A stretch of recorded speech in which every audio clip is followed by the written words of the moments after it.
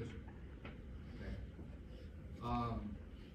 When the animal host cell gets damaged as a result of the animal virus, it has a characteristic appearance. It's going to get deteriorated or damaged. Deterioration is the same thing as damage.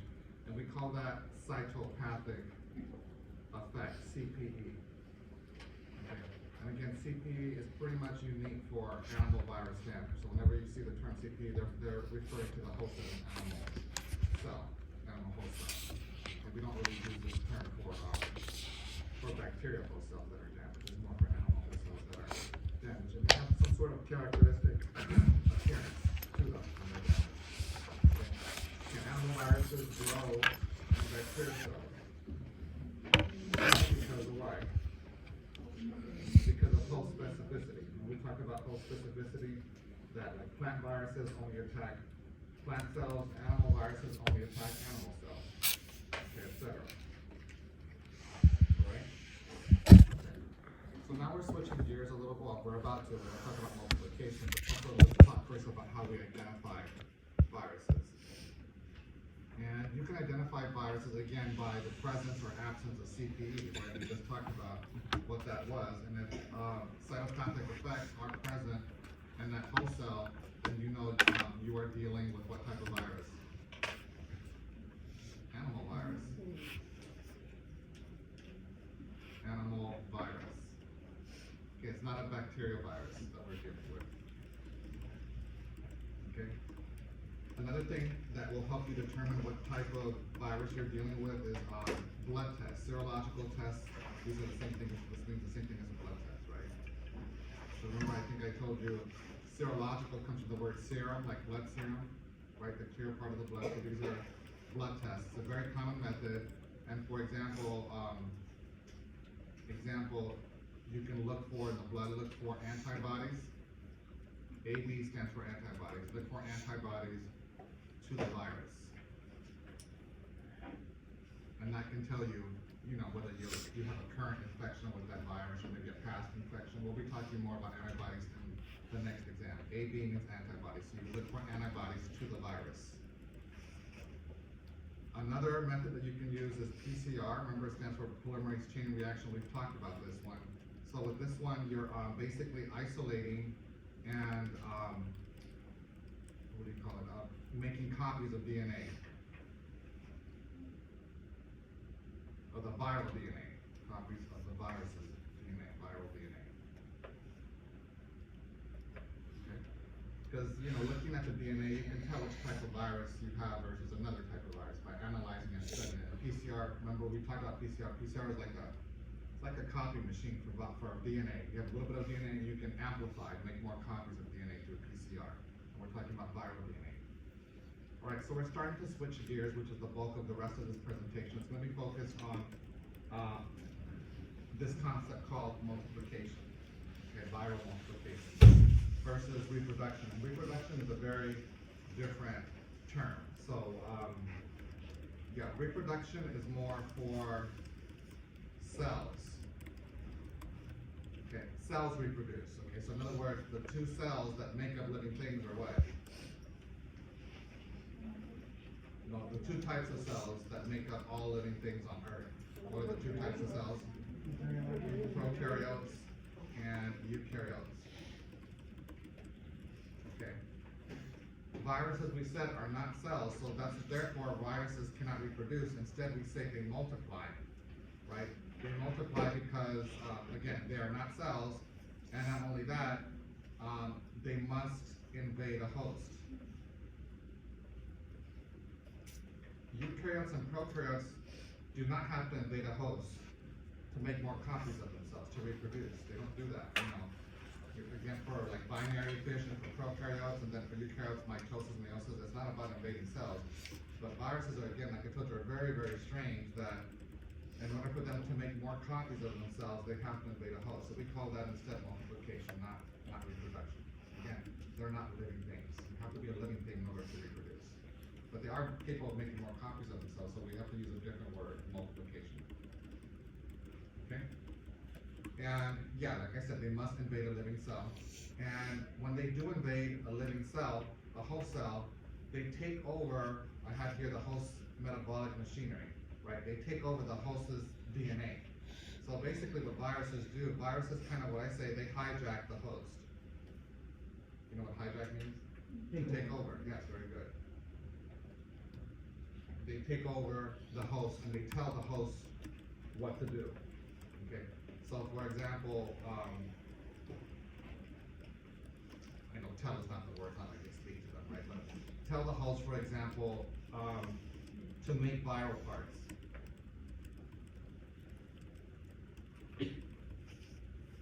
Right? Make all the viral parts, and then tell the host, hey, I need capsomeres, make sheets, make tail fibers for me, all the things that they need to make more copies of themselves, right?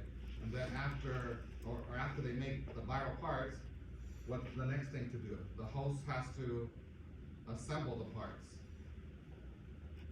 They must assemble the parts. Because the virus tells it, or does it command it to? It commands it, you know, it forces it. It's just a matter of lingual where you use, you know, I say tell, whatever, it doesn't matter. But yeah, it forces the whole cell to make the parts, and once the parts are made, you gotta put them together.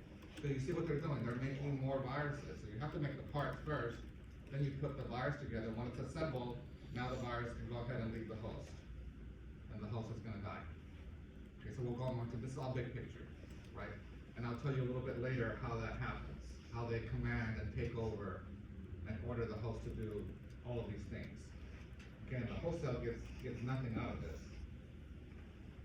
Okay, so we'll be talking about here multiplication of bacterial viruses / bacteriophage and animal viruses. I'll spend the bulk of the time talking about multiplication of bacterial viruses and then a few slides for animal viruses. If you understand how bacterial viruses multiply, then it should be easy to animal. They're very similar. There's some subtle differences, and I'll highlight the differences, but for the most part, it's very analogous, the two ways these viruses multiply. Bacterial viruses and animal viruses, how they multiply. So let's start off with how bacterial viruses multiply. This involves, when they multiply, it involves two cycles. Okay, it involves the lytic cycle and another cycle that we call the lysogenic cycle here. Okay.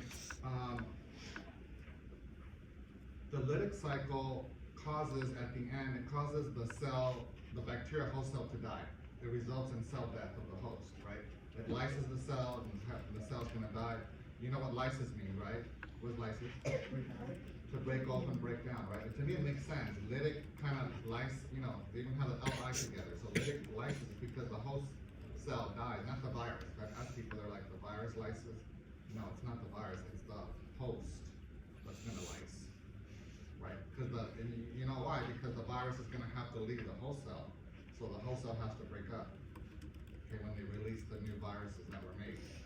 So there's this lytic cycle, right? Always results in the cell death, right, of our host cell.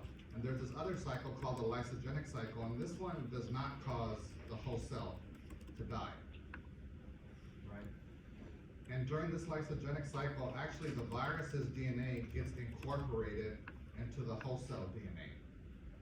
Okay, so for example, if this is my host cell with its DNA here, like a plasmid, for example, again, this is bacterial host. Okay, and then I have a bacterial virus with its tail fibers and all that, the sheath, the tail fibers and so forth, landing, attaching. Here's the genetic material. I don't know, let's call this DNA. And by the way, this blue is DNA too, of the host, right? It's gonna, I'll show you we're gonna talk about the steps, but basically the DNA ends up inside the host cell. And then again, this is the virus's DNA, blue is the host DNA, and it's gonna have to incorporate in here. And it does, it incorporates. That's what I mean. Phage DNA incorporates into the host cell DNA. And now you end up with some sort of hybrid. This whole thing is kind of like a hybrid DNA now. This is what I mean by the virus taking over the host. Maybe there's genes in here that tells it to make capsomeres or to make sheets or whatever. Then this host cell has to make them because the DNA is integrated with it.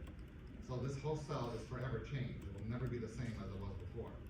When it was just the blue completely, it was not making viral parts. Now that the DNA and the genetic material from the virus is inserted in here, now that bacterial host cell will start making the parts, and it has no choice but to do it. Because that DNA got altered, and it's different now. Okay, so that's what happens during the lysogenic cycle. This kind of incorporation, when you get this, you end up getting, like a hybrid DNA. There's a name for it, we'll talk about that later. Okay, these two cycles, like I said, these are how bacteria viruses multiply. The lytic cycle is required. In order to multiply, for sure, viruses have to begin and complete the lytic cycle. The lysogenic cycle actually is an optional cycle.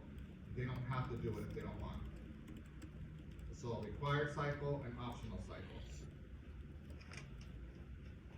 And the lysogenic cycle is kind of related to the lytic cycle. I'll show you the picture of what I mean by that. So this is just a very good introduction here. But again, the take home for what I had here so far is that number one, this top cycle is required, and the lysogenic, it depends. You don't have to do it. Okay, they can do, in other words, they can do either just one, the lytic cycle, or do both of them. And I have a slide for that in a moment. I'll show you that. I think this is the last bullet point for this slide anyway. The word virion. Virion is obviously a different word from virus. It's related to virus, but technically it's a different word. A virion basically is a brand new, fully assembled, mature virus. This is the one that leaves the host cell. Or any host, it can be a bacterial host, whatever, animal host cell, but whatever. We're talking about bacteria, so bacterial host cell. That's the one that leaves the host cell for virions. Okay, but they're fully mature. People ask me, oh, they're like baby viruses. Not really, because they're fully mature already. Unless you want to say it's like an adult giving birth to an adult. Because they're fully developed. They don't take time. They can right away start invading another host cell. They don't need time to develop or anything like that. Okay. Let me go to my handwritten notes again, going back to this lytic and lysogenic cycle to show you how they're related to each other. What I mean by, they must do, option one, this lytic cycle is required, but not the lysogenic cycle. Okay, so let's see what's the best way to do this. I think we can do this one. Sure, let's try this one. Multiplication of bacteria. So we're talking about bacterial viruses, right? And they have two options when they want to multiply. Okay. Option one says you enter and complete the lytic cycle, and that's it. You never touch or go into lysogenic, right? So you start here, and then a cycle takes you back. That's what a cycle means. You start somewhere, and you end up back where you were. That's what a cycle means, like a circle, right? So they start this lytic cycle, and here, this purple circle, this is the lytic cycle, right? You start it, enter it, and finish it. And then you have new viruses at the end that leave the host cell. And the host cell will do what? Die. That's the outcome of the lytic cycle. You know it because lytic comes from the word lysis, host lysis. But the host is going to lyse, trust me, the host is going to die. Right? Results in cell death. Option number two that virus can do is, okay, it enters the lytic cycle and kind of stops. That's it. It doesn't complete it. That's what I mean by only. It only enters it. Why put entire? I didn't misspell this. Enter, sorry. I just noticed this like all this time. You enter the lytic cycle only. You don't complete it yet. So it's kind of, you take a break, you pause, but what you do next, instead, now you enter the lysogenic cycle, and you finish the lysogenic cycle actually. Okay? Here in orange, again, this is my lytic cycle. So these two cycles for option two are related to each other, or they're interrelated, right? So again, you start the lytic cycle, but you kind of pause here, right? So let's do a different color real quick. Again, the orange, whatever, this red color is the lytic cycle only. So for option two, I'm saying you start the lytic cycle.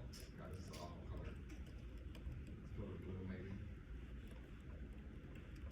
So you start the lytic cycle, you stop, pause the lytic cycle, and then you actually enter and complete the lysogenic cycle. This blue one here is the lysogenic. See, you start it and you actually finish it, right? So I'm right here. You enter and complete lysogenic cycle, and then you leave lysogenic once it's done, and you re-enter and finish off the rest of the lytic cycle. So it's kind of like a figure eight. You start the lytic, pause, enter lysogenic, and finish it. Stop, get out of the lysogenic, and re-enter the lytic. Right, this is lytic. This one here is lysogenic. So it's kind of like a figure eight, right? You're going this way, then this way, and then back up that way. So are you what we said? Oscar, what you said? Like if you're reusing the host, or No, you're still remaining. Well, you're still remaining in the host for a longer period of time. Basically, what's happening. I'll show you what that means. Okay, so you have two options, right? Again, like I said, you can only do one, or you can kind of take a detour, enter and complete lysogenic, and then go back and finish off the lytic. But you have to finish off the lytic. Here, again, the lysogenic, when the cell is in this stage, whole cell is, or the virus for the multiplication part, we're right here, the whole cell is not dying.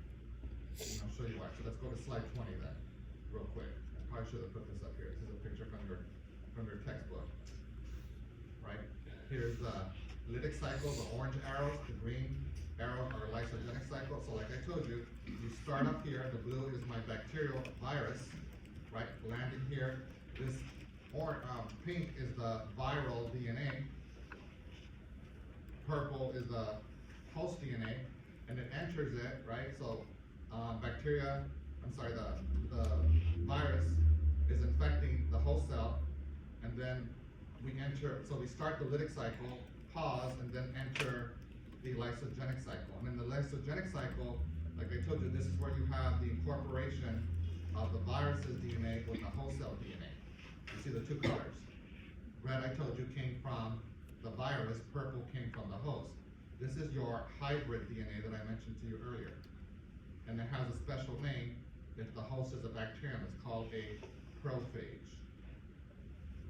That's a hybrid DNA from both of them. Yes. Is that one a bit stronger because the DNA is altered, or would you say it's really the same? Is it what stronger again? Is the virus worse?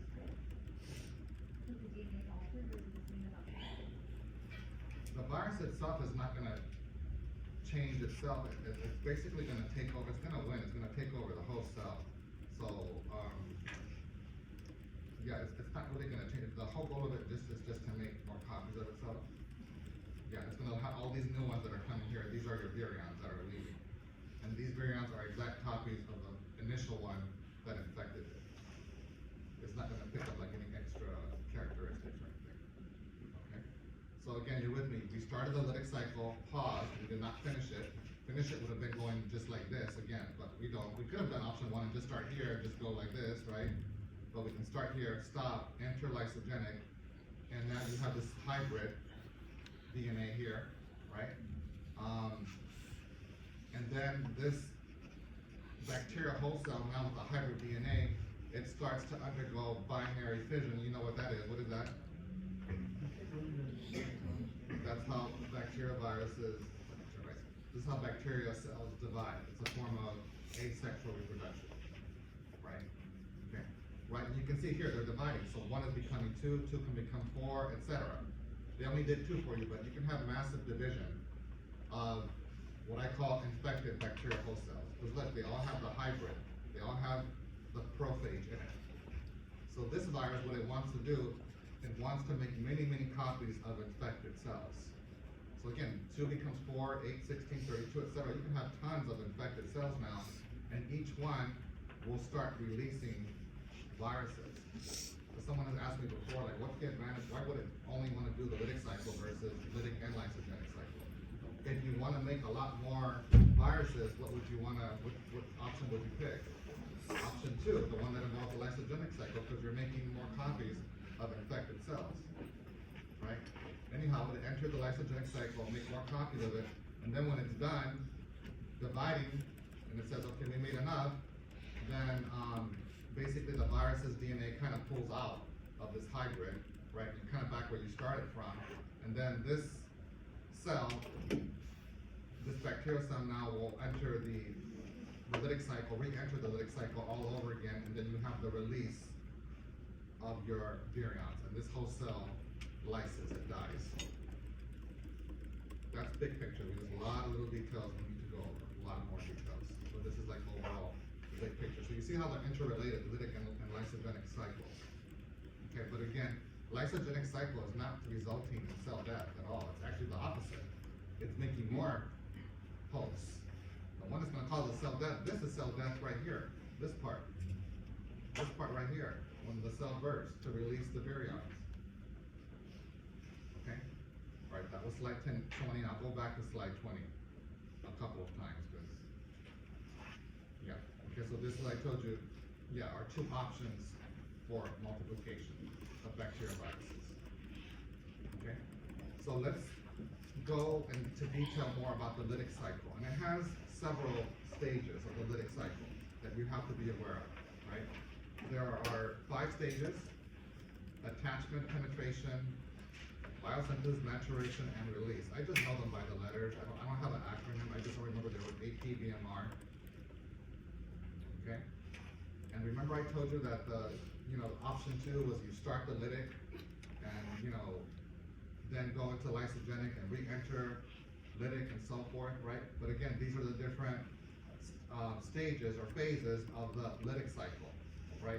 So, and I'll give you a preview, and I'll repeat this a little bit later, but yes, you start off, if you want to do the option 2, this one here, right, where you start off lytic and then do lysogenic, where it happens, lysogenic will be stuck somewhere here in the middle, lysogenic. You're going to start off with attachment, penetration, pause the lytic cycle, enter and complete lysogenic, get out of lysogenic, and then re-enter the lytic at biosynthesis, maturation, and release. Okay, this is like how the option 2 works on both the cycles. Again, the blue is representing the lytic cycle, because these are the 5 stages of lytic cycle. All right, and let me give you a little definition of each one. This is a very basic definition, not very detailed, but you have to know more details, and I'll cover them. For the attachment phase of the lytic cycle, essentially, like the name tells you, basically here what's happening is the bacterial virus attaches to the bacterial host cell. Okay, I left a lot of detail out, and we have to go back to it. I'm just introducing it for you, right? For penetration, the phage DNA enters bacterial host cell.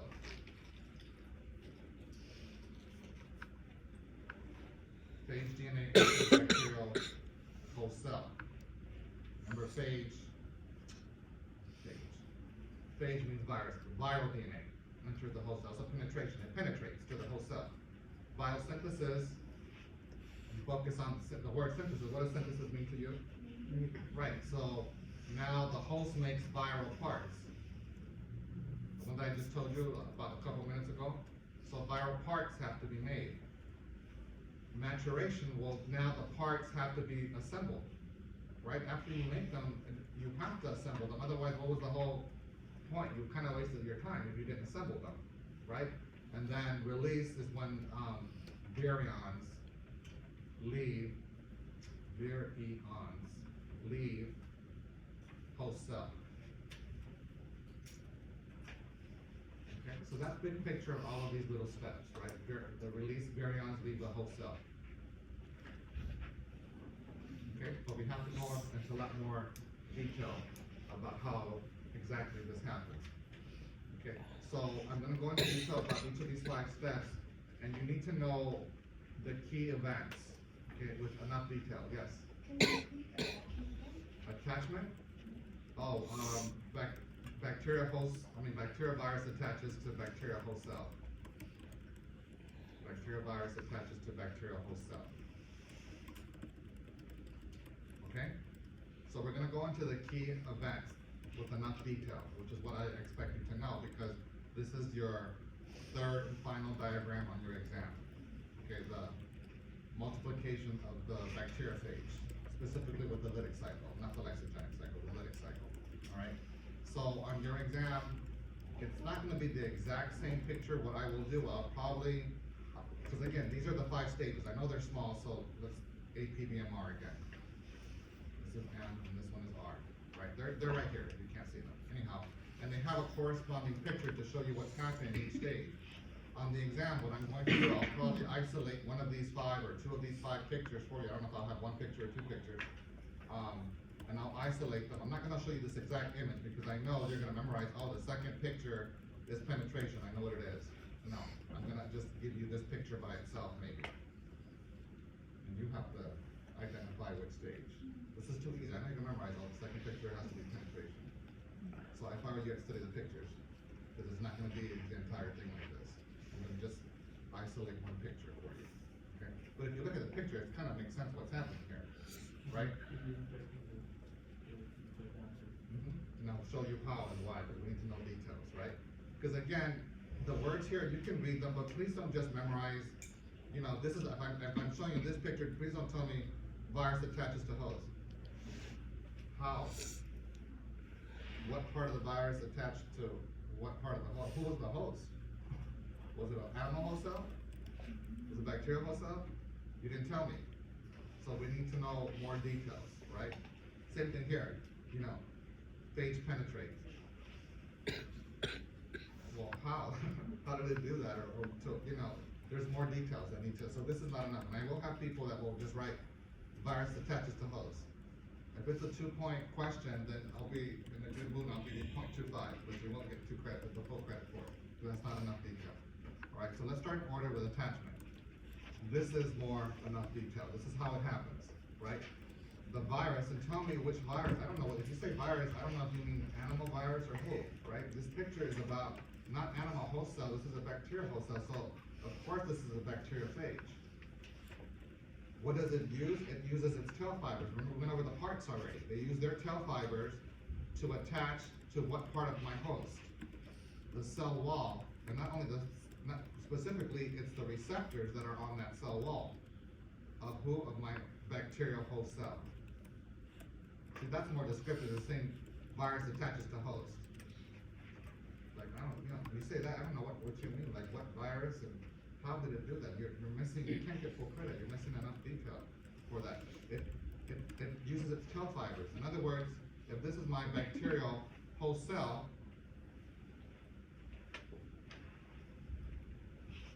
I'll do the virus in a different color. And this is a good feature. This is what bacterial viruses can do when they attach. Well, we're going to get to the next part. They're going to inject their DNA, which is the green one now. This is the green DNA. It's going to inject it in here. So for bacterial viruses, FYI, and I'll talk about this later. For bacterial viruses, the entire virus does not enter the host cell.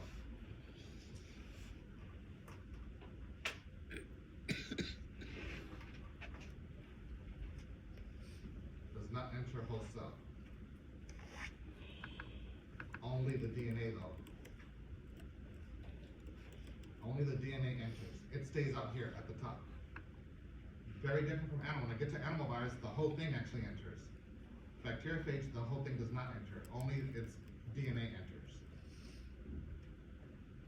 Want to see the picture? 1 second. Want to see the picture? It's right here. You don't see it entering. All it's doing is injecting its DNA into it. But the capsid, the sheet, the tail fibers, they stay out. They don't go in. Yes, question? Once the virus injects the nucleic acid into the cell, does the virus die off, or is it still alive? The one that stays out here? Yeah. It probably does because it doesn't have any genetic information. But the consequence, you're going to make a lot more of what it used to, what it was before. Okay? So it attached, and then at this attachment, what's going to happen now is that the virus has these enzymes that basically will make an opening in the bacterial host cell, specifically where in the cell wall. So that's where they attach to, right? And that whole point of that is so the DNA can enter. So it creates an opening in this whole cell wall. It creates an opening right here, and now the DNA can enter. And I told you right here, I'm sorry, I didn't mean to see this. I already wrote it here for you. The entire virus does not enter, only the DNA enters. Which leads us now to the second step, which is penetration, right? remember APDMR around the P part, penetration. We know that the viral DNA is gonna enter the host, but how does that happen? Right, we don't have enough detail. What happens, it involves the sheath. The DNA passes through the sheath, and the sheath kinda has to like push it through, kinda like, it reminds me of like of a syringe, kind of, it has to get pushed through, almost like a syringe, right? It contracts and it pushes the viral DNA finally into the whole cell, but you have to make the opening first, right? And now we have the DNA inside the whole cell, which was the whole goal, to get that genetic information from the virus inside our host. So it can eventually do what? Incorporate.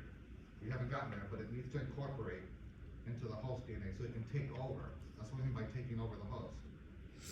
Right now, it's just inside here. It hasn't incorporated, it's just up here, somewhere. All right? Third step, APB, so we have M, maturation. Oh, dang it, I messed up. B, biosynthesis, APB, I'm sorry, we're on B, not M. Biosynthesis. Synthesis means to make, we already said that, and you already know you have to make the viral parts.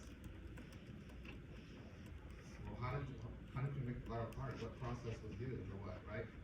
So the DNA incorporates first, right? So you have again some sort of a hybrid, like I told you, DNA. So it incorporates, right? And like I told you, you take over the bacterial host cell, and the bacterial host cell is committed to make whatever, capsomeres, tail fibers, etc. All the different parts. This happens through transcription and translation. This is DNA, I don't care if it's hybrid DNA, whatever, this is DNA still, right? Through transcription, we get RNA. Through translation, you get what? Proteins. These are the viral protein parts. The viral parts are proteins. Protein parts. For example, again, like the capsomeres. Weren't the capsomeres proteins? Right? Tail fibers, all of those are protein parts. Tail fibers, etc. The sheaths, all that stuff. But you have to go through transcription and translation. Here's transcription. Let's turn it into genetics class. Translation. And that's how you make the protein parts. It's important. You have to start off with DNA. DNA becomes RNA, RNA becomes protein. You have to undergo transcription and translation. That's how you get the parts that we're making. Right? And don't I have something down here? Well, it's on another slide, something like that, where I show you again how DNA becomes RNA becomes protein. Did you have a question? Yeah, okay. No, yes? Yes. Go ahead, This is for bacterial phage. What about animal phage? Do we have to endonuclease to become? Yeah, because they have nuclei, absolutely. I'll get to that a little bit later, but it's a simplistic picture, but I'll get to it. Okay? It's analogous, you know. So we've made the parts, right? It incorporates DNA, viral DNA incorporates the host DNA, and we made the parts because we went through transcription and translation after the incorporation happened, right? Now we're ready to put the parts together so they get assembled, so you can form virions. And here I'm defining for you what a virion is. It's a newly made, mature virus that can infect other host cells. Okay, one more step left, which is release. And you know what's getting released. You just made them. The release of these new virions, right? And the whole cell is going to lyse or rupture, and this is going to lead to the death of the whole cell.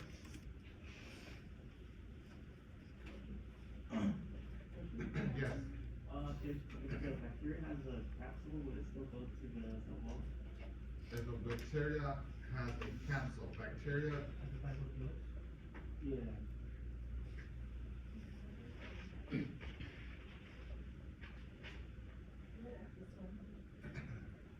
I mean, they have an advantage that they have a capsule. The attachment is probably going to be more difficult. They have a good point. They probably have more of a difficulty attaching them, you know, but they just really need any type of bacteria, you know, so they probably won't invade that bacteria. There's many to choose from. And I have some bacteria doesn't have bacteria too, so. Yeah, so they have different options. Yeah, they would be in trouble if all the bacteria had capsules. That would be good for us, you know, but, bad for them. Yeah, it's a good, really good question, yeah, I like that one. So this was released, so you get released, right? So let's go back to slide 20, let's go back to slide 20 to show you now where everything kind of fits in place here, right? Because they're showing you the lick cycle. So up here, clearly this is attachment. It attached already using its tail fibers. It's even penetration. So I'm gonna just put the letters, let's do a different color, A and P.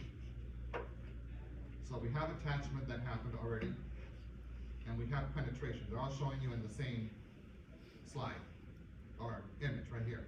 Attachment and penetration. Again, to remind you, AP, BMR. A and P are already here, but remember, let's do option 2 where it has to go to lysogenic. It does not go now directly into biosynthesis. Instead, I told you, it does lysogenic in here. Then when you complete lysogenic and you finish it, now you continue on, and here is a combination of both biosynthesis and maturation here. Because all the parts, to me, they look assembled, right? If they assembled them, you had to make them, obviously. So this is biosynthesis and maturation, the bottom picture, and then, gee, I wonder what this one is. Release. So all the steps are right here represented in this drawing, right here. All right? Let's talk a little bit more. Let's go back now, talk just a little bit about lysogeny or lysogenic cycle, and kind of what happens here. All right, so I think we're on slide 12 or where we're at. Oh, we finished this one. Okay, so we're here with lysogeny. Okay? Lysogeny has to do obviously with the lysogenic cycle.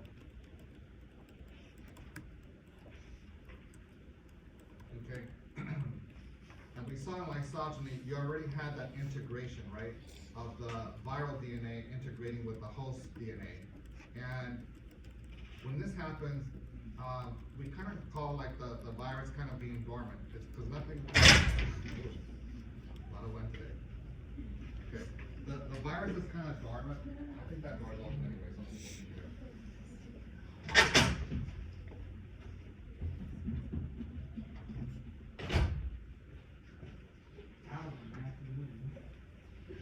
Okay, so yeah, the virus kind of becomes dormant because it's incorporated, and the host cell, remember, is just dividing and dividing during lysogenic cycle, right?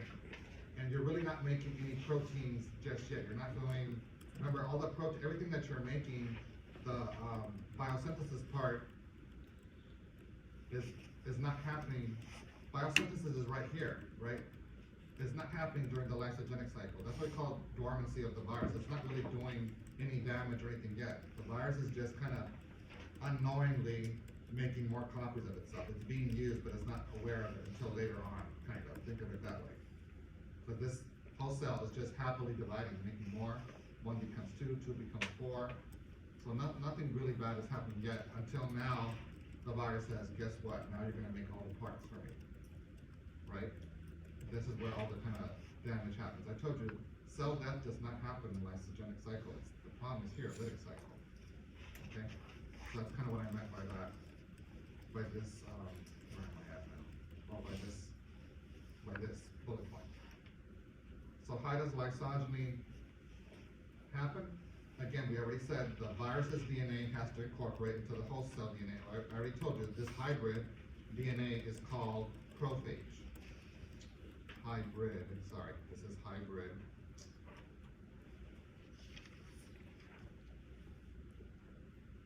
Oh my God, it gets worse. Hybrid DNA. It's called prophage. If your, just to give you the heads up, if your host is an animal cell, it's going to be called a different word. It's still called pro, but it's called provirus. I'll get to that in a little bit. When your host cell is an animal cell, it's a provirus. When your host is a bacteria, it's a prophage. I'll get to the animal viruses later. Okay. This is on repeat. I told you, you don't make any. Does not lead to the production of viral particles because you haven't entered biosynthesis yet, right? So this is kind of just telling you all the host is doing is making more copies of itself, right?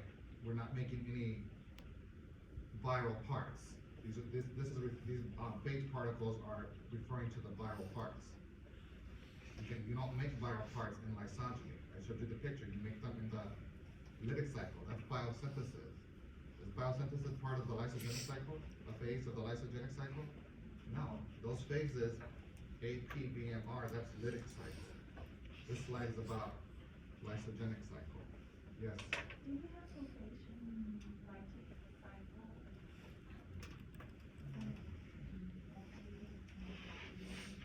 Technically, they're telling you not, because by that point now you've gone into biosynthesis, and now you're telling it what to do, what to make. The emphasis is more like on the synthesis of things. But I mean, there could be an argument made that it is, but you know, what are the results of lysogeny? There's some three major results. One of them is called phage conversion, right? And then latent viral infections and transformation. Phage conversion, again, phage means virus, so basically you're using a virus to convert a bacterial cell that was harmless into a bacterial cell that's now harmful. Remember, pathogenic means harmful? So you're converting, right? Changing it from harmless to harmful. Latent viruses have to do with these viruses that hide out, and they usually hide out in the nervous system. And as for the nervous system, okay, I have some notes on the next slide. I'm going to go over this again. Transformation is when viruses cause cancer, right? They're involved in cancer. And it has to do a little bit with genetics, because all of our healthy cells have cancer-causing genes, and then viruses basically turn these genes off. Okay, so let's go back into detail. We'll talk about all three of them that I just went over: phage conversion, latent viral infection, and transformation. Again, with phage conversion, like I told you, you have this non-pathogenic virus, which is non-pathogenic bacterial host cell that's harmless. And then now, as a result of phage conversion, that becomes now a pathogenic or harmful bacteria. Again, this is a harmless bacteria. For example, it doesn't make toxins, it doesn't make poison, so it's harmless. However, once it gets infected with the virus, and that virus carries a gene that makes toxins, right? The DNA is the same thing as genes. It has genes for making toxins. What's going to happen? Attachment, penetration, and now it's going to incorporate into the host DNA, right? So now this picture is going to change.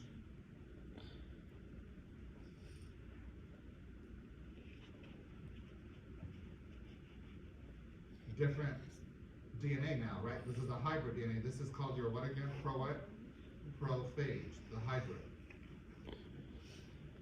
Right?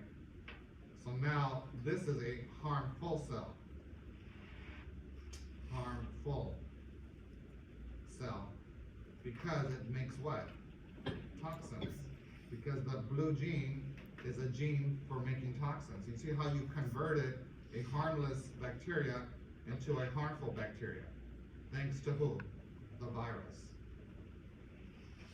Through that incorporation of the prophage. Remember, the prophage was part of the lysogenic cycle. You don't believe me? It's on the next one. Prophage is part. These are carrying genes, for example, for making toxins. And now this bacteria is going to make a toxin. Okay, that's phage conversion. Oh, shoot. The other way. Okay, latent viral infection. I told you, this is when the virus can hang out, or hide out rather, in certain tissues. For example, the nervous system. Can I put NS? Nervous system. You don't have to know this, but this is from anatomy. Just the anatomy, the blood-brain barrier. There are certain areas in the, probably like in the spinal cord, the spinal fluid, all that stuff. Immune cells really can't travel there, but certain viruses, especially from this herpes family, they're very sneaky. They can travel there and they hide out there. They're safe there. They're protected. So we'll talk about later in exam 3, infections caused by the herpes virus family. You never get rid of them. They hide out and they come back months later, 50, 60 years later, right? Shingles is basically reactivation of the chickenpox virus that's hiding for 50 years and it comes back out. Huh? That's what they call cancer. The shingles?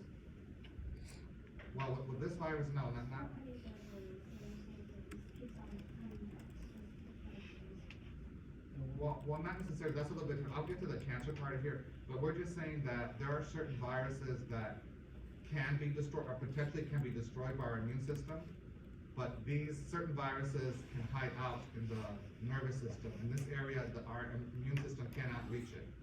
They hide out, that's like their safe zone, and then they can come out of the nervous system and cause diseases, such as these diseases, shingles and herpes. Like cold sores, genital herpes. Once you have cold sores and genital herpes, you're gonna have the rest of your life. Just because you don't see anything in your mouth or down there or wherever, doesn't mean that it's gone. Yes, it's your best friend. Herpes virus. The gift that keeps on giving. Okay? You're just, you're just in between outbreaks when you're feeling well and stuff. Hopefully the outbreak is not that often, but you're never cured. It hides out. It's in your nervous system. Okay, well, that's all exemplary. Latent means to hide. Okay. Transformation has to do with cancer. Like I said, there are certain viruses that can turn on cancer-causing genes. And once these genes are on, you're going to end up with some sort of probably a tumor. And the risk of a tumor, not all tumors, but some tumors can lead to cancer. We all have cancer-causing genes in ourselves. They just happen to be turned off all the time. Until a virus. Some viruses cause cancers. Have you ever heard of HPV? Human papillomavirus. What does that cause in females? Cervical cancer. It can cause other things. It causes penile cancer in men too. It causes anal cancers, things like that. So these are all viruses. Have you heard of, goodness, this was my track of mind. Certain HIV can cause certain cancer, but we'll save that for later. But there was another one off the tip of my tongue. I forgot which one it was. It doesn't matter. We'll get to all that. That's infectious diseases. Exam 3. Can't even get to exam 1 yet. I don't know. It's exam 3. Well, that's the good news. We finished with bacterial viral multiplication. I know, it's not too bad, Wendy, don't worry. Okay? Now we're talking about multiplication of animal viruses next. Analogous, there are some subtle differences. Okay? But they also, they have, and I have a page for your handwritten notes where I compare and contrast the two. But they're similar in the sense that animal virus multiplication also has lytic and lysogenic cycle. I'm not going to go over the lysogenic cycle for it. I am going to go a little bit over the lytic, and you're going to see it's analogous. There's some steps that are new that you don't see in bacterial viral multiplication. They still have attachment, so that's no surprise. And it pretty much works the same way. I'm not going to go into the details because you don't have a picture on animal virus multiplication. Your picture is bacterial phage multiplication. But someone's asked me before, how do the animal viruses attach? They pretty much attach, well, they attach differently because they don't have tail fibers, first of all. And then obviously the whole cell, animal whole cells, we don't have cell walls. Okay, so they attach to the cell membrane. But again, I'm not going to get into the details of it.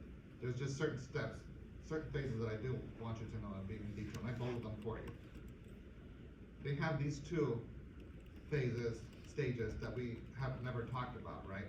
So they have attachment, entry. Let me just put them all for you. These are theirs. They have 6 stages. Now we're talking about animal whole cell. Next to this, let me just compare it to the bacterial virus multiplication, the one that we just covered.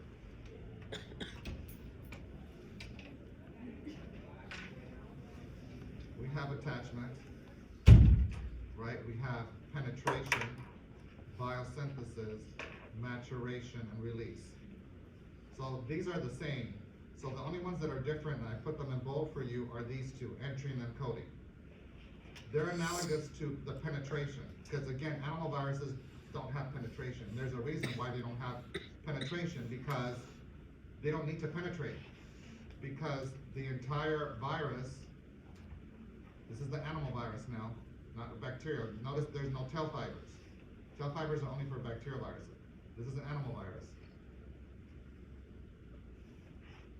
The entire thing enters the whole cell. See how that was different?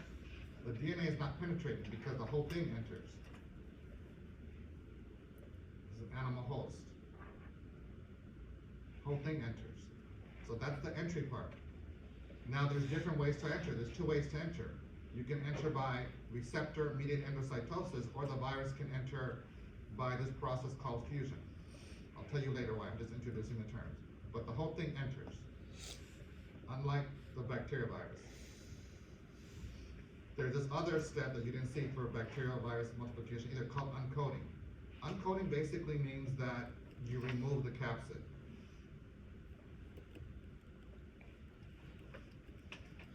Why do you want to remove the capsid? You want to basically, like it says here, to expose the DNA. So you have to disintegrate this capsid so this DNA can be released.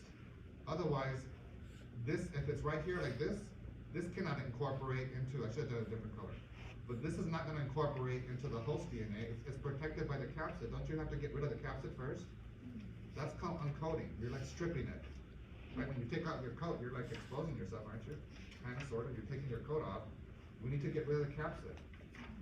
And then now this DNA can incorporate, and now it's here, incorporated.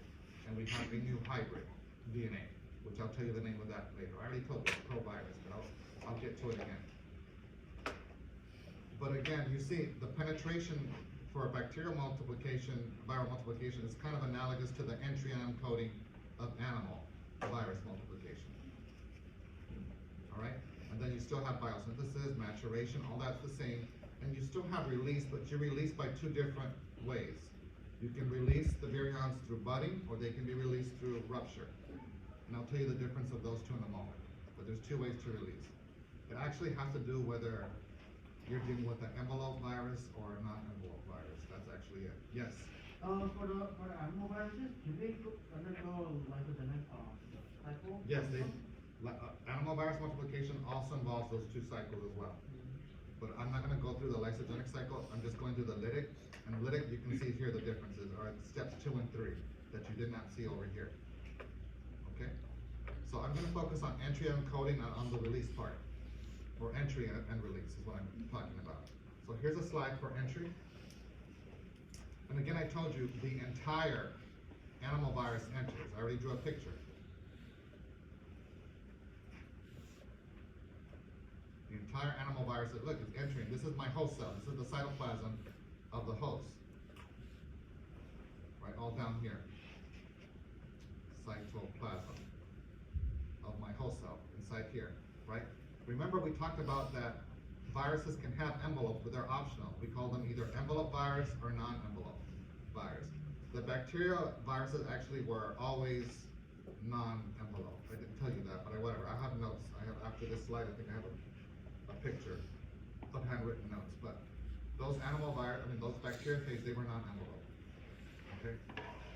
Envelope typically belong to animal viruses, but they can also have non-envelope. So they come in two varieties, envelope versus non-envelope, and that makes a difference, how the cell is going to enter. Okay, two ways animal virus can enter. It can enter by fusion, like I told you, or by receptor-mediated endocytosis, RME, receptor-mediated endocytosis. These are the two ways the virus can enter. And I already told you, the animal virus, and I already told you they're right here. I listed them here for you, I underlined them for you. It's the same ones, RME versus fusion. What's the difference? Well, if the virus that's trying to enter the animal host cell, if it's envelope virus, it enters through this process called fusion, right? And that's the top picture over here. This is for envelope virus entry. Envelope virus entry. In other words, they give an envelope virus and it's trying to enter, it does it by fusion. You see, this is you know it has an envelope because these orange little things represent, guess what? Spikes. Remember we said if you have a spike, you have to have an envelope. So this is an animal virus, an envelope, trying to enter. So it attaches, uses its spike, whatever, the entry part, that part's not that important. But what is important is that the envelope is fusing with the cell membrane of the host cell. So here's the envelope of who?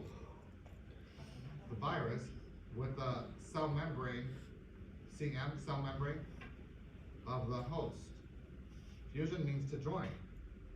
So yes, the envelope is combining with or joining the cell membrane of the host. That's why this is called fusion. This is how they enter because there's an envelope involved. Those two things must get fused together. And now the entire cell is in here. And look, they're even showing you the uncoating part. You see the capsid disintegrating? This is uncoating. Because you need to expose this genetic information. Otherwise, how do you expect this to integrate into the animal host DNA? You have to get rid of the capsid. So that's the integration part, right? We had attachment up here. Here's the entry part, this arrow entry part, and here's the uncoating part.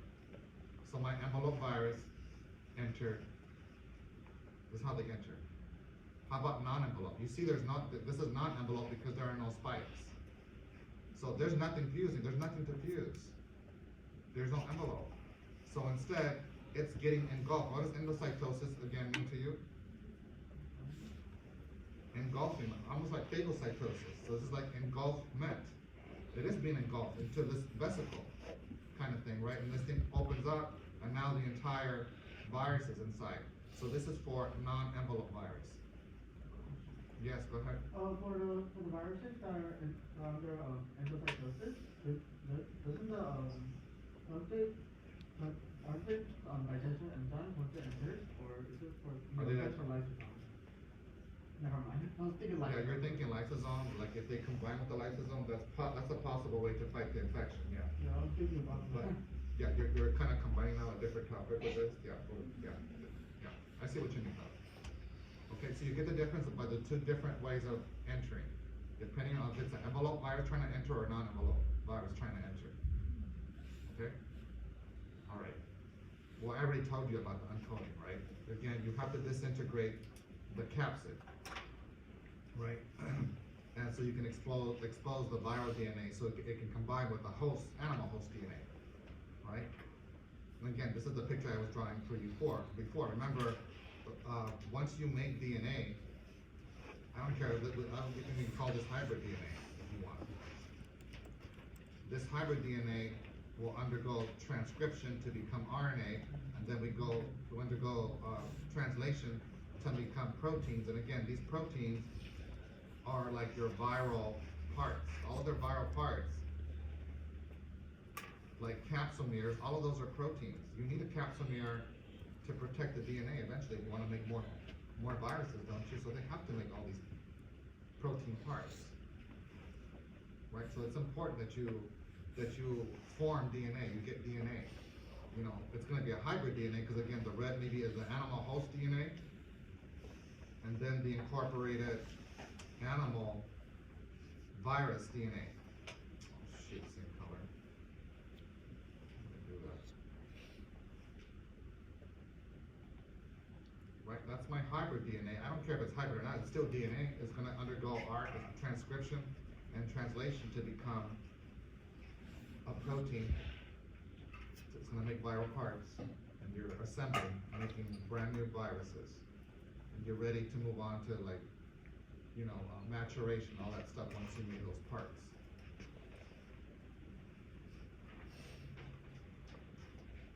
Okay? Yeah. Okay. Those protein parts, right? They are made because of translations right here. Okay. I don't even know why I drew that picture. It's right here. Okay. So it is green. Oh yeah, it is green. Good. So I have the animal virus DNA.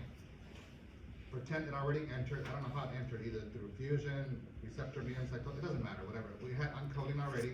So now it's exposed and it's going to integrate into my host, animal host DNA.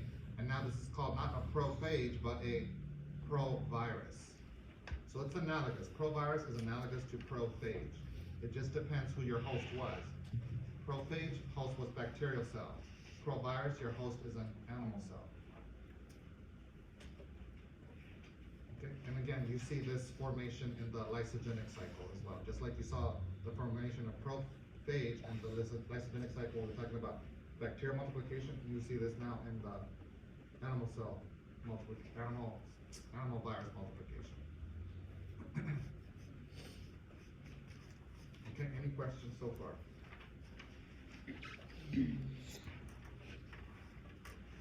goodness, I have one still. Okay, all right. We haven't talked much about RNA viruses. We keep saying that we've only been talking about DNA viruses so far, but remember I told you, viruses can start off as RNA viruses as well, which is very strange. With animal cells, for us, we always have to start off with DNA and then that becomes RNA. But there are such things as RNA animal viruses, right?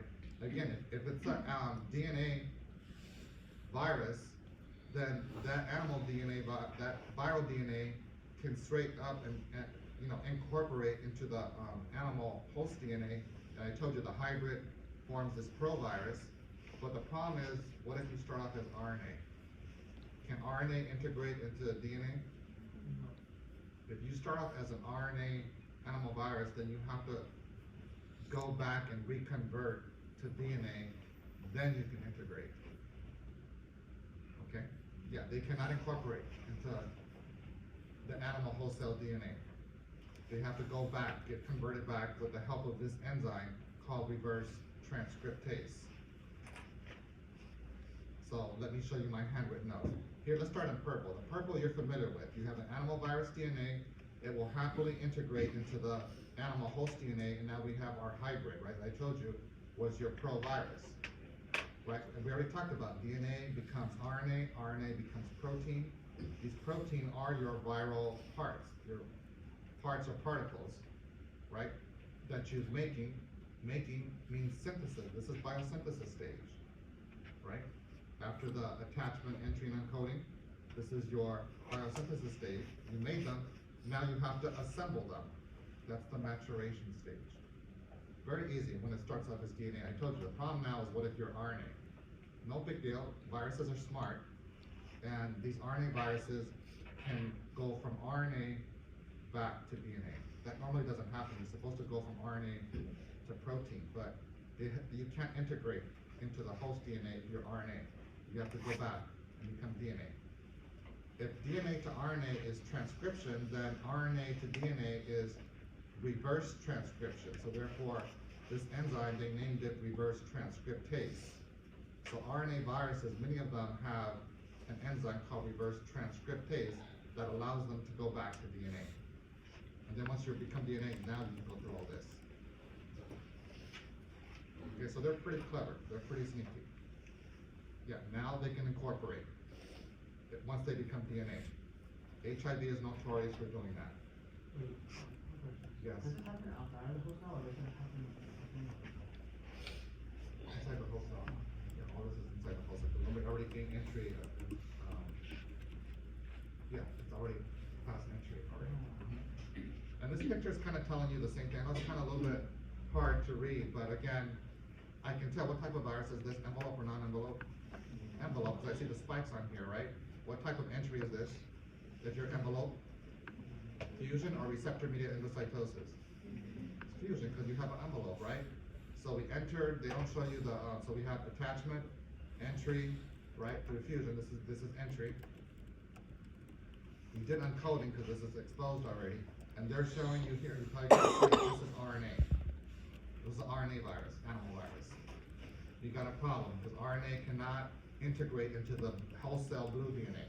So RNA, they're telling you here, reverse transcription becomes DNA. And now DNA, this is what you were asking me before, right, hon? The DNA has to enter now, probably through the pore or whatever, I don't know how it enters, through the nucleus, and now it integrates and becomes now a what? Provirus. I have it written here, it's very slow, very small. It becomes a provirus. Otherwise, you see it's very analogous to bacterial phage multiplication. It's just slightly different because the entire virus, animal virus, enters. And then you can have RNA. By the way, bacterial viruses are only DNA, they're not RNA. I'll show you a list of how you compare the two. Okay? Well, no, that's not it. Oh, let's talk about the release, then I'll show you the comparison between the two, right? We know that virions are being released, but again, is that newly formed animal virus, is it released as an envelope virus, or is it released as a non-envelope virus? What type of viruses are you trying to make? Are you trying to make a lot of envelope viruses or non-envelope? Two different ways to release. Okay? If it's an envelope virus that you're trying to make a lot of copies of, then you release by this process called budding, and this picture is budding. I don't have a picture of the other one, but you see what's happening here. Again, this is the cytoplasm of the whole cell, the brown part. Here's my animal virus. I already did biosynthesis, maturation. I put the parts together. Now they're fully assembled. Time to leave. Time to blow up the house, right? So they're bulging out, and they're gonna pinch off what we call bud or budding. Don't confuse this with the yeast one, okay? But anyhow, it pinches off a piece of the of the cell membrane of the host. Pinch off some cell membrane, CM cell membrane of the host. That's how they acquire their what? Envelope. So you made a brand new virus with the envelope, but that envelope, you have to understand, it came from the cell membrane of the host, because you yanked some of it off when it bulged out. That's called budding. Yes? If it enters an envelope, does it get released from envelope, or? Yes, absolutely. Because remember, the whole goal is to make copies, the great question, copies of the original cell. Yes? So the host doesn't die if you die out. There's that whole controversy because, again, remember I told you earlier, the outcome of the lytic cycle is supposed to be cell death. Just for all intents and purposes, let's just say it does. I'm not really sure. I should ask about that. Yeah, someone always asks about that, but supposedly the outcome of the lytic cycle is supposed to be cell death. Okay, I have to read more about it. For the non-envelope, they just straight out will rupture. You know, if they're already right here, and it doesn't need an envelope, then it'll just straight up just burst out of here, right? And then this poor whole cell dies because of the rupturing. You made a hole in it. It's like something hatching from an egg. The egg is destroyed, right? Think what's happening here. So I don't have a picture for the rupturing. Yes, so I think this is a really good notes right here. Here I told you like what is unique to bacterial viruses, what's unique to animal viruses, and what's unique to both of them. Again, both of them have a lytic and lysogenic cycle for multiplication. But again, the sheath, the tail fibers, that's only bacterial viruses. Animal viruses don't have that. So everything, that picture that I showed you, that's the exam number, the picture number 3 on your exam, that's a bacterial virus. It's not an animal virus. The animal viruses don't have sheaths and tail feathers, tail fibers. Penetration is only unique to bacterial viruses for the lytic cycle, right? But entry and encoding is only unique for animal viruses, right? The hybrid DNA, remember prophage versus provirus. In terms of nucleic acid in the core, surrounded by the capsid, bacterial viruses only exist as DNA, but we just made a big deal about RNA. RNA is only found in animal viruses. In terms of envelope, the only envelope viruses actually are in animal viruses. Everyone else, like bacteria, they only exist as non-envelope. Here on this illustration, it's nice because it's just showing you that the entire bacteria has to stay out for bacteria viruses. They're not allowed to come in. They can only penetrate their DNA. Over here, the animal virus, the whole thing goes in, but now you have to uncoat.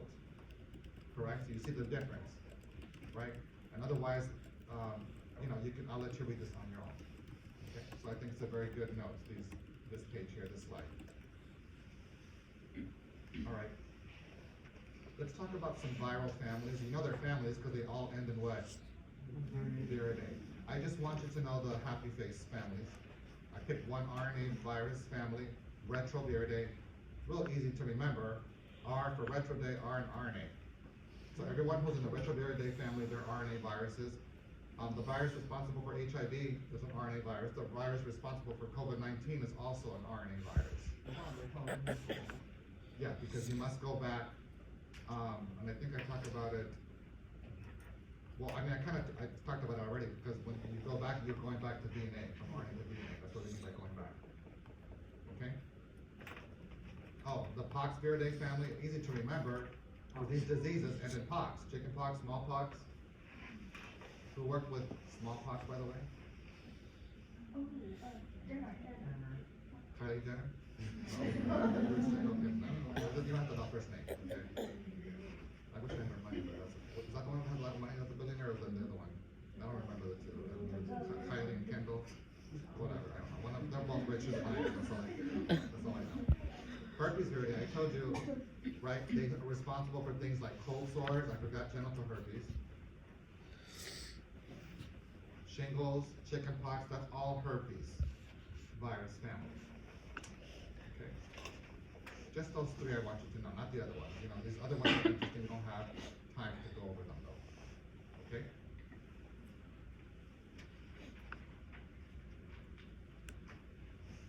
Let's talk about, these are okay. Let's talk about viruses and cancers. Because I told you some viruses induce cancer, not all viruses do. I kind of gave you, you know, an example with HPV and then cervical cancer, right? Again, cervical cancer is caused by a virus, okay, usually through sexual contact. That's not one of our diseases. I need to include it one of these days because it's so popular, and now you have all these vaccines that have been recently available within the last 15 years, you know, and stuff like that. Prior to that, it was not available, and it was a very, very common cause of death in a lot of women, you know, and so forth. Anyhow, yeah, some cancers can be caused by viruses, and these viruses we call them specifically oncoviruses. What does onco mean? Have you heard of onco? Cancer, right? Like oncologist, oncology department. Okay, so these are cancer-causing viruses, basically, is what an oncovirus is, cancer-causing virus. But again, not all viruses can do this. The ones that can, we call them oncoviruses. And if you're dealing with an oncovirus, it's not going to cause cancer right away, not next month, not next, you know, week or anything like that. It usually takes years, long, long time, many, many years. And we'll study HIV later. And untreated HIV, which is a viral infection, it can cause cancers in people, but it's usually about 10 years later. Okay, that's exemplary. We'll talk about the cancers and stuff that develop as a result of HIV/AIDS, untreated. Okay. And all healthy cells, they have these genes that are called oncogenes. They have the potential to become cancer. But the thing is, normally these oncogenes are turned off.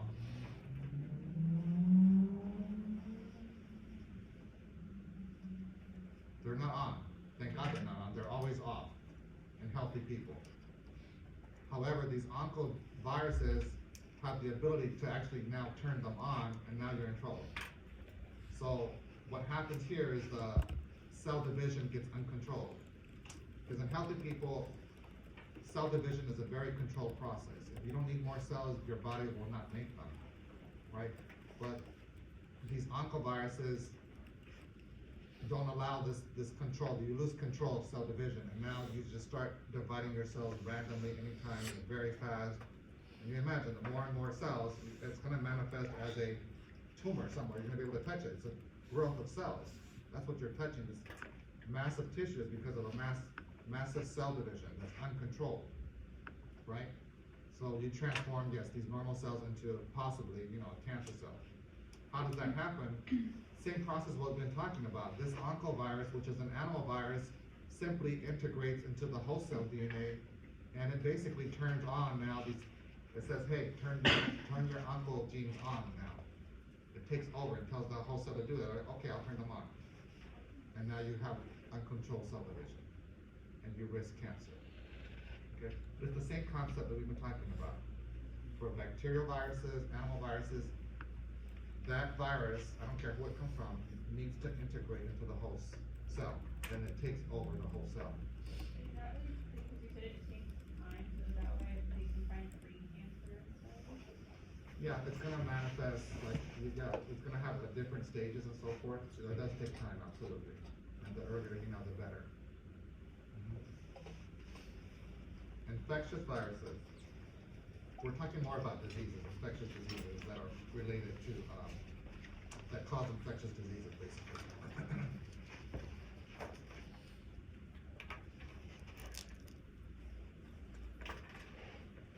Diseases. Okay. We have some categories of diseases or infections that we call acute viral infections, latent viral infections, and chronic persistent viral infections.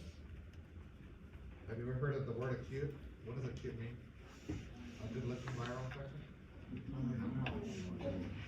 It's not? I thought it was. Acute means something quick and short.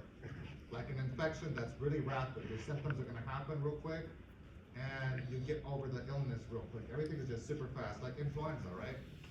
You catch it today, probably get a fever by tomorrow, and then the day after, in 48 hours, you'll probably be good to go. You're done. Acute, real quick. Okay? Let me skip latent, and then let me go to persistent, because persistent chronic is the opposite. This one, the onset of symptoms takes forever. You can get infected today, but maybe you don't have symptoms until like 10 days later. And then when you do get the symptoms, they can last weeks or something like that, or a whole month or something like that. It's the complete opposite. And a lot of times these symptoms, we call them subclinical. You know what subclinical means? Under the clinic? No. They mean mild. Sub is descriptive, but these are mild symptoms. That's what something subclinical means. For example, it's like normal body temperature is like 98.6. It's like somebody who has 99-degree temperature for like 2-3 months every single day. That's technically a fever, and you'll feel a little like off, like sluggish, and that's a lousy way to live for 2 or 3 months. Those are subclinical symptoms. There are some diseases that's how it manifests itself. You're like at 99, 100 every day. I don't know what's worse, having 99 degree for 2 months or having 102 degrees for 2 days. Right, I think this one actually is worse. At least the other one, you'll get over it quickly within 2 days, but this one just takes, it tells you, it's just long duration. I think something like TB will do this too. You have low grade fever for like days. Untreated AIDS, you also see this. Okay, these subclinical symptoms. Much later. We'll talk about HIV/AIDS a little bit later. Okay, this is the last slide, I think, right? So we picked, yeah. Oh, I'm sorry, I forgot latent. Thank you for letting me know, okay? I would have forgotten it. Oh, remember the word latent means to hide, right? So this virus, like I told you, hides, what we were talking about earlier, right? It hides, for example, in the nervous system, NS nervous system, right? Where it kind of becomes dormant, it's not causing an infection, it's just hiding out there, waiting to come back out. Remember I told you, these are all herpes viridae family. The genital herpes, shingles, things like that. Those are what we call latent viral infections. So people were never cured, it's just, it comes back from hiding, right? You can take maybe some back, like there's vaccines for shingles now and all these other things, you know. There's no vaccine for like herpes and stuff like that. No, there is no, there's not. Okay. All right. So the good news, we're done with viruses. I only have one slide for virions and prions, and I put them all together on one slide. Okay. Virioids are not, don't confuse virioids with a virus. I know they look similar in spelling, like virion, virioid. They have nothing to do with each other. It's completely different. These are not viruses, virioids. Virioids are actually pieces of RNA, not a virus. Okay, they're these pieces of RNA, and they're infectious RNA that can be transmitted from one living thing to another living thing. Okay, so they're pathogens, but they're pieces of RNA. They're not even living things. It's just a piece of nucleic acid. Okay, and they're more seen like in plants. These are more for plant infections, where you get one plant can infect other plants and stuff like that, especially potato plants, supposedly. You know, and it kills off the potato crops and stuff like that. These virioids. Okay, prions is a little bit more interesting. Prions are not RNA; they are actually protein particles, and they're misfolded infectious protein particles. They have this weird shape, misfolded protein particles that are infectious. They can be transmitted again from one host to another. Prions are very, very dangerous because they're highly resistant. They're very, very difficult to destroy. They're practically almost impossible. They can only be destroyed one way. Destroyed by this process that we call incineration. You know what that is? Burning to death, like cremating. Right? And when someone gets cremated, burned to the crisp, to ash, basically. You have to turn the prion to ash. You try to spray it down with the chemical, it's not going to work. Try to bury it in the dirt, it's not going to work. even if you kind of heat it a little bit, like on a, whatever, like something hot plate. Are we in here still? Sometimes that's a torture. I'll start with this. Oh, you're gonna get that. Well, I don't care. Okay, we're almost done. The cause of transmission, it causes a transmission, it causes neurological diseases, basically. Prion is responsible for neurological disease that we call spongiform encephalitis, right? Encephalitis, ceph is referring to the brain, the head, right? So inflammation of the brain. This is a brain disease. You see the brain here. It looks like a sponge. That's why they call it spongiform, because you have holes in the brain tissue. That's bad if you have holes in your brain. All this missing tissue was responsible for a function. Now you lost that function, you're in big trouble now. Right? It makes the tissue look like a sponge. Okay? Depending who your host is, we call it different names. The spongiform can be called mad cow disease, because your host is a cow. This is for humans, the CJD disease. You don't have to know the name of it. It stands for Creutzfeldt-Jakob disease. Two doctors who discovered this disease. So this is in humans, CJD, and if your host is a sheep, then they call this sheep scrapie. But these are all forms of spongiform encephalitis. Okay? And I forgot I have one more last important slide, so make sure you pay attention to this one. Okay, good luck on your exam. Okay, so get out here. I don't know if they ever got it, but they didn't have an exam, maybe that's why.